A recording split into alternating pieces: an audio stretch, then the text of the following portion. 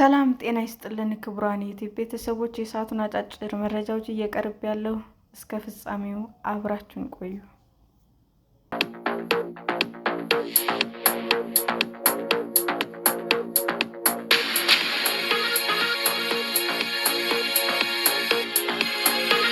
እስራኤልና ኢራን በወታደራዊ አቅም ምን ያህል ተመጣጣኝ ናቸው?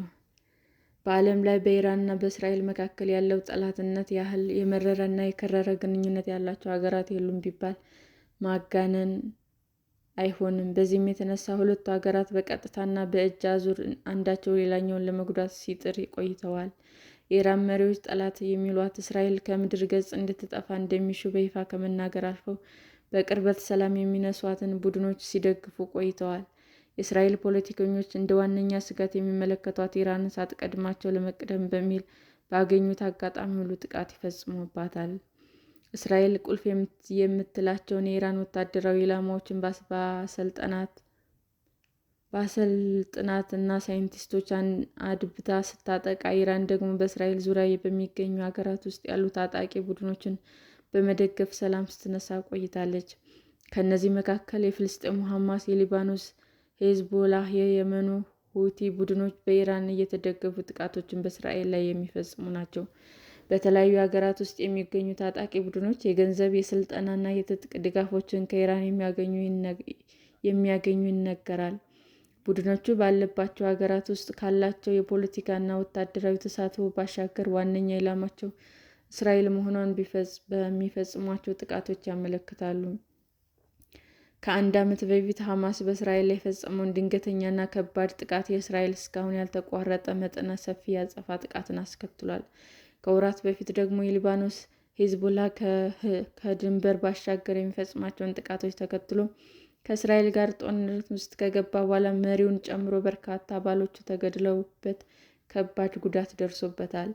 የየመን ሁቲዎች ደግሞ እስራኤል በጋዛ ላይ የምታካሂደውን ጥቃት በመቃወም በእስራኤል ላይ የሚሳኤልና የድሮን ጥቃቶችን ሲፈጽም፣ በአጸፋው እስራኤል የቡድኑን ይዞታዎች በአውሮፕላኖች ስታጠቃ ቆይታለች። ከእነዚህ ቡድኖች ጀርባ ኢራን እንዳለች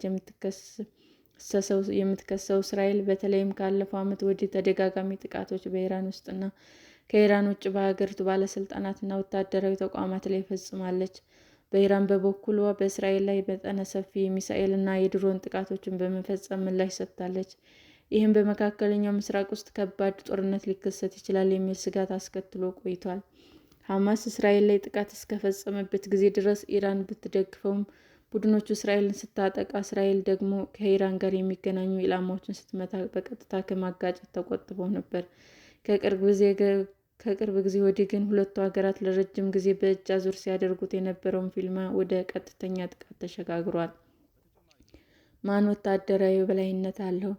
ቢቢሲ ሁለቱ ሀገራት ያላቸውን ወታደራዊ ብቃት ለማወቅ የተለያዩ ምንጮችን ተጠቅሟል። ነገር ግን ሀገሪቱ ከዚህም በላይ የተደበቀ ወታደራዊ አቅም ሊኖራቸው ይችላል። ዓለም አቀፍ የስትራቴጂክ ጥናት ተቋም አይአይኢኤስኤስ እስራኤል እና ኢራን ያላቸው የጦር መሳሪያዎች አቅም ለመገምገም የተለያየ መንግስታዊ እንዲሁም ማንም ሊያገኛቸው የሚችሉ የመረጃ ምንጮችና ዘዴዎችን ተጠቅሟል። የስቶክሆልም ዓለም አቀፍ ሰላም ተቋምን የመሳሰሉ ድርጅቶችም የሀገሪቱን ወታደራዊ አቅም ለማወቅ ጥናቶች አድርገዋል። ነገር ግን ትክክለኛ አሃዝ በማግኘት በኩል ሀገራት መረጃዎችን ስለማይሰጡ ልዩነቶች ይታያሉ። የኦስሎ የሰላም ጥናት ተቋም ፒአርአይኦ ባልደረባ ኒኮላስ ማረሽ እንደሚሉት ግን የዓለም አቀፉ ስትራቴጂክ ጥናት ተቋም አይአይኤስኤስ መረጃ በዓለም ዙሪያ ያሉትን ሀገራትን ወታደራዊ ጥንካሬ ለማወቅ እንደ መነሻ ሊወሰድ ይችላል። ተቋሙ እንደሚለው እስራኤል ከኢራን በላይ ከፍተኛ ገንዘብ ለመከላከያ ስለምትመድብ በየትኛውም ግጭት ውስጥ ከፍተኛ ጥንካሬ እንዲኖራት ያስችላታል። ተቋሙ እንደሚለው እስራኤል ከኢራን በላይ ከፍተኛ ገንዘብ ለመከላከያ ስለምትመድብ በየትኛውም ግጭት ውስጥ ከፍተኛ ጥንካሬ እንዲኖራት ያስችላታል። በአይአይኤስኤስ መረጃ መሰረት በአውሮፓውያኑ 2022 እና 2023 የኢራን የመከላከያ በጀት $7.4 ቢሊዮን አካባቢ የነበረ ሲሆን የእስራኤል ግን ከእጥፍ በላይ $19 ቢሊዮን ነበር። ከምጣኔ ሀብት አንጻርም የእስራኤል አጠቃላይ ሀገራዊ ምርት ከኢራን በእጥፍ የሚበልጥ ነው። ኢራንና እስራኤል በንጽጽር እስራኤል ሕዝብ 9.6 ሚሊዮን፣ ሀገራዊ ምርት በዶላር 525 ቢሊዮን፣ አጠቃላይ ምርት በነፍስ ወከፍ ወይም በዶላር 54.931፣ የመከላከያ በጀት በዶላር 19 ቢሊዮን፣ የመከላከያ አጠቃላይ ምርት አንጻር 4%። ኢራን ሕዝብ 88.6 ሚሊዮን፣ ሀገራዊ ምርት 413 ቢሊዮን፣ አጠቃላይ ምርት በነፍስ ወከፍ ወይም በዶላር 4.669፣ የመከላከያ በጀት በዶላር 7.4 ቢሊዮን፣ መከላከያ በአጠቃላይ ምርት አንጻር 2%። የቴክኖሎጂ የበላይነት የአይአይኤስኤ አሃዞች እንደሚያመለክቱት እስራኤል ለውጊያ ዝግጁ የሆኑ 340 ወታደራዊ አውሮፕላኖች ሲኖሯት፣ ይህም ኢላማ የለዩ ጥቃቶችን የመፈጸም ብቃትን ይሰጣታል። ካሏት የጦር ጀቶች መካከልም ረጅም ርቀት ተጉዘው ጥቃት የሚፈጽሙ ኤፍ-15 አውሮፕላኖች፣ እጅግ ዘመናዊ ኤፍ-35 አውሮፕላኖች ደግሞ ከራዳር እይታ ውጭ የሚጓዙ ሲሆን ፈጣን አጥቂ ሄሊኮፕተሮችም አሏት። ኢራን ደግሞ 322 የሚደርሱ የውጊያ ብቃት ያላቸው አውሮፕላኖች ባለቤት ናት። ጀቶቿ 1960ዎቹ ስሪቶችን ጨምሮ ኤፍ-4፣ ኤፍ-5 እና ኤፍ-14 የጦር አውሮፕላኖች እንዳሏትም ተገልጿል። የኦስሎም የሰላም ጥናት ተቋም ኒኮላስ ማረሽ እንደሚሉት ኢራን ካሏት አሮጌ የጦር አውሮፕላኖች መካከል ምን ያህሉ መብረር እንደሚችሉ ማወቅ አስቸጋሪ ነው፣ ምክንያቱም የአውሮፕላኖቹ መለዋወጫ በአሁኑ ጊዜ ባገኙት በጣም አስቸጋሪ መሆኑ ነው ይላሉ። የሚሳኤል ጥቃት መከላከያዎች አይሮ ዶም እና አውሮ የተባሉት የሚሳኤል ጥቃት መከላከያ ስርዓቶች እስራኤል ራሷን ለመጠበቅ የሚያስችሏትን የጀርባ አጥንቶቿ ናቸው ሊባሉም ይችላሉ። ሚሳኤሎች ኢንጂነር የሆኑት አዙር ቢያን በእስራኤል መከላከያ ሚኒስቴር ውስጥ የሚገኘው የእስራኤል የሚሳኤል የመከላከያ ድርጅት መስራች ናቸው። አሁን ደግሞ በኢየሩሳሌም የስትራቴጂ እና ደህንነት ተቋም ውስጥ ከፍተኛ ተመራማሪ ሲሆኑ፣ ባለፈው ቅዳሜ በኢራን የተተኮሱትን ሚሳኤሎችና ድሮኖችን አይረን ዶም እና የእስራኤል አጋሮች ሲያከሽፏቸው ሲመለከቱ ደህንነት ነው የተሰማኝ ሲሉ ለቢቢሲ ተናግረዋል። የጥቃት መከላከያዎቹ ሚሳኤሎችን በማምከን እንከን የማይወጣላቸው ናቸው። በጣም ደስታና እርካታ ነው የተሰማኝ። መከላከያዎቹም የአጭር ርቀት የሚሳኤል ጥቃቶችን የሚያመክኑ ሲሆን እነሱንም የሚመስል ሌላ ዘዴ የለም። ኢራን ከእስራኤል ምን ያህል ትርቃለች? እስራኤል ከኢራን ከ2100 ኪሎ ሜትር በላይ የሚሆን ርቀት ላይ ነው የምትገኘው።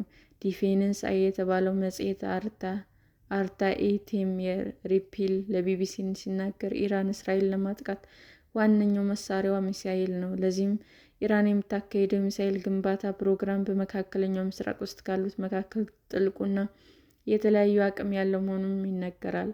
ከአሜሪካ ማዕከላዊ ዕዝ ጀነራል ኬን ማኪኔጅ በአውሮፓውያኑ 2022 እንደተናገሩት ኢራን ከ3000 በላይ ተወንጫፊ ሚሳኤሎችን አሏት። ሲኤስአይኤስ የሚሳኤል ዲፌንስ ፕሮጀክት ባወጣው መረጃ መሰረት ደግሞ እስራኤል ከራሷ አልፎ ለበርካታ ሀገራት ሚሳኤሎችን ሸጣለች። የኢራን ሚሳኤል እና ድሮኖች ኢራን ከጎረቤት ኢራቅ ጋር ከአውሮፓውያኑ በ1980 ጀምሮ ለ8 ዓመታት የቆየ ጦርነት ካደረገች ጊዜ አንስቶ መጠነ ሰፊ የሚሳኤል እና የድሮን ግንባታ ስራዎችን ስታከናውን ቆይታለች።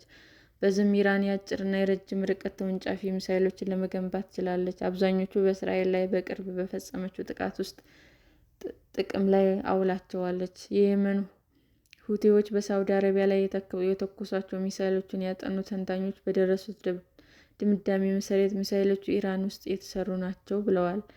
ከርቀት መቅጣት ቲም ሪፕሊ እስራኤል ከኢራን ጋር በእግረኛ ወታደሮች የሚደረግ ጦርነት ውስጥ የመግባት እድሏ ዝቅተኛ ነው ይላሉ። እስራኤል ያላት የአየር ኃይልና ውጤታማ ተወንጫፊ የጦር መሳሪያዎቿን የበላይነት ይሰጣል። ስለዚህም ኢራን ውስጥ የሚገኙ ኢላማዎች ላይ የአየር ጥቃት የመፈጸም ብቃት አቅም ጨምሮም እስራኤል በምትፈጽማቸው የአየር ጥቃቶች ዋነኛ ዓላማዋ የኢራን ባለስልጣናትን መግደልና የነዳጅ ተቋማትን ማውደም ሊሆን ይችላል ይላሉ። መቅጣት የሚለው ቃል በእስራኤል ወታደራዊና ፖለቲካዊ መሪዎች መካከል ዘወትር ጥቅም ላይ የሚውል ነው። ይህም የፍልስፍናቸው አካል ሲሆን በዚህም ከባድ ጉዳት ከማድረስ ጠላታቸው እስራኤል ላይ እጁን ከማንሳቱ በፊት 2 ጊዜ እንዲያስብ ማድረግ ዓላማ አለው። ቀደም ሲል እስራኤል በምትፈጽማቸው የአየር ጥቃቶች ከፍተኛ የኢራን ወታደርና ሲቪል ባለስልጣናት ተገድለዋል። በቅርቡም ሶሪያ ውስጥ የሚገኘው የኢራን ቆንስላ በማጥቃት በርካታ ወታደራዊ መኮንኖችን ገድላለች። ምንም እንኳ እስራኤል ለጥቃቱ ኃላፊነቱን ባትወስድም፣ ኢራን ጥቃቱን እንድትፈጽም ምክንያት ሆኗል። የእስራኤል መከላከያ ሚሳይሎች የሚሳይል ርቀት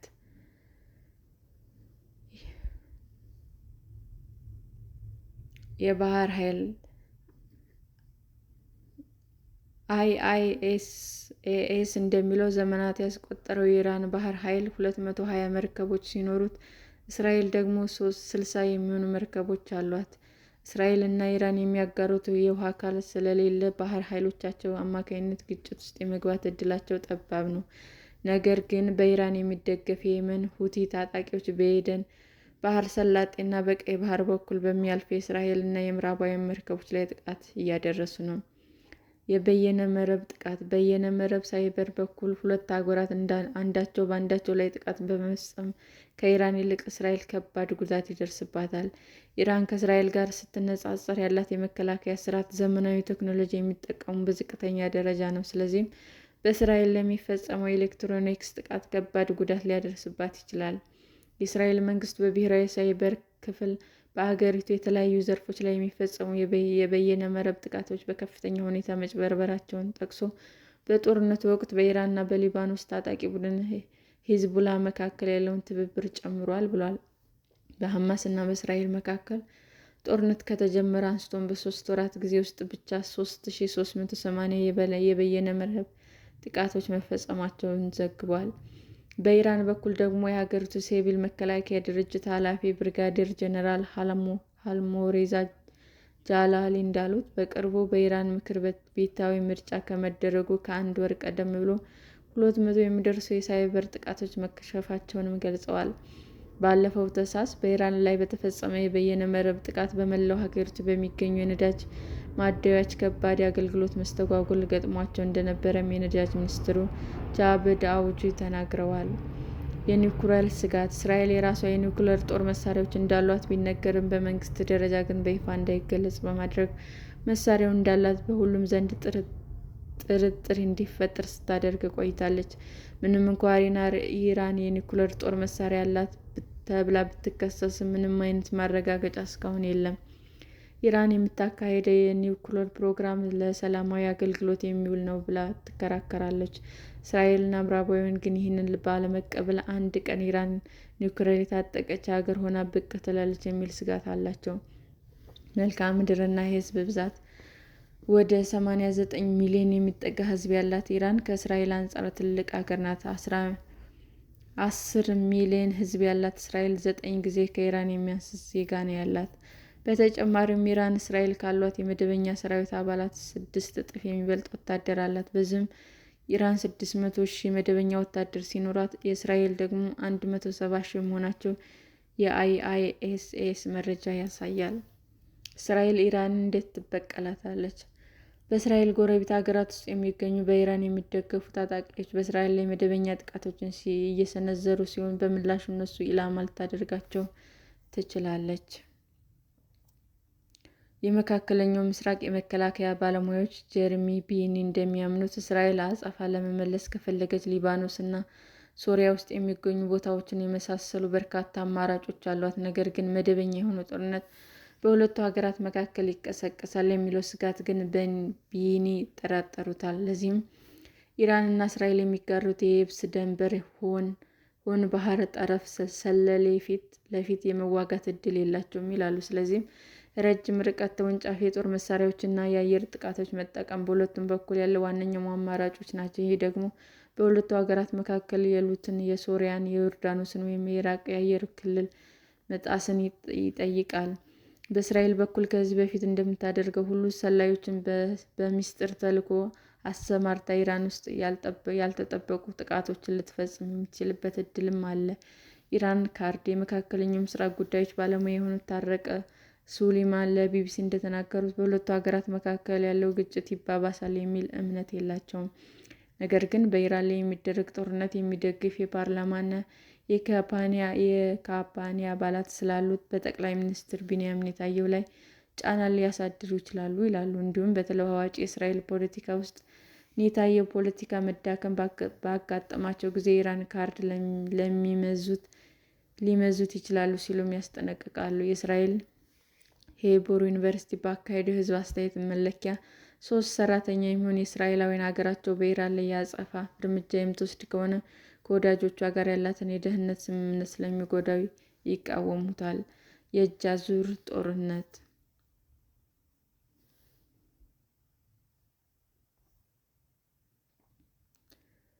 ምንም እንኳ እስራኤልና ኢራን እስካሁን ድረስ መደበኛ ጦርነት አድርገው ባያውቁም፣ ሁለቱም ሀገራት ይፋ ያልወጣ ግጭት ሲያካሂዱ ቆይተዋል። ለዚህም በሌሎች ሀገራት ውስጥ የሚገደሉ የኢራን ቁልፍ ሰዎች በእስራኤል እንደተገደሉ በተደጋጋሚ ይነገራሉ። ኢራን ደግሞ በምትደግፋቸው ቡድኖች አማካኝነት እስራኤል ላይ ኢላማ ስታደርግ ቆይታለች። ወታደራዊና ፖለቲካዊ ቡድን ሂዝቡላ ከሊባኖስ ሆኖ በእስራኤል ላይ ትልቁን የኢራን ጦርነት በእጁ አዙር እያካሄደ ነው። ኢራንም ሂዝቡላን እንደምትደግፍ አንድም ጊዜ አስተባብላ አታውቅም። በጋዛ ለሚገኘው ሐማስም የምትሰጠውን ድጋፍ ተመሳሳይ ነው። መስከረም 26 ከባድ ጥቃት እስራኤል ላይ የፈጸመ የለየለት ጦርነት ውስጥ የገባው ሐማስ ለዓመታት ከጋዛ ሰርጥ በእስራኤል ላይ ሮኬቶችን ሲያወነጭፍ ቆይቷል። እስራኤልና ምዕራባውያን ሀገራትም ለሐማስ የጦር መሳሪያ ተተኳሽና ስልጠና የምትሰጠው ኢራን ናት ብለው ያምናሉ። በየመን የሚገኙት የሁቲ ታጣቂዎችም ሌላኛውን የኢራን የእጅ አዙር ጦርነት የሚያካሂዱ ቡድኖች ናቸው። ሳውዲ አረቢያም ከሁቲዎች በኩል የሚተኮሱባትን ሚሳይሎች በኢራን የተሰሩ ናቸው ትላለች። በተጨማሪም በኢራን የሚደገፉ ቡድኖች በኢራቅና በሱሪያ ውስጥ ከፍተኛ ስልጣን አላቸው። ኢራን የሱሪያ መንግስት የምትደግፍ ሲሆን፣ በእስራኤል ላይ የሚፈጸሙ ጥቃቶች የሱሪያ ግዛት ጥቅም ላይ እንደሚውሉም ይነገራል። ሰላም ጤና ይስጥልን ውድ የዩቲዩብ ቤተሰቦቼ እንዴት ናችሁ? አዲስ ጀማሪ ነኝ እና ሰብስክራይብ ያደረጋችሁ አበረታቱኝ። አመሰግናለሁ። ክቡራን የዩቲዩብ አድማጮቻችን ለሰዓቱ ያቀረብኩላችሁ አጫጭር መረጃዎች ይህንን ይመስል ነበር። በሌላ መረጃ እስክንገናኝ ሼር፣ ላይክ፣ ሰብስክራይብ እንዲሁም ቢቀርብልን የምትሉት መረጃ ካለ ኮመንት እያደረጋችሁ ቸር ቆዩን።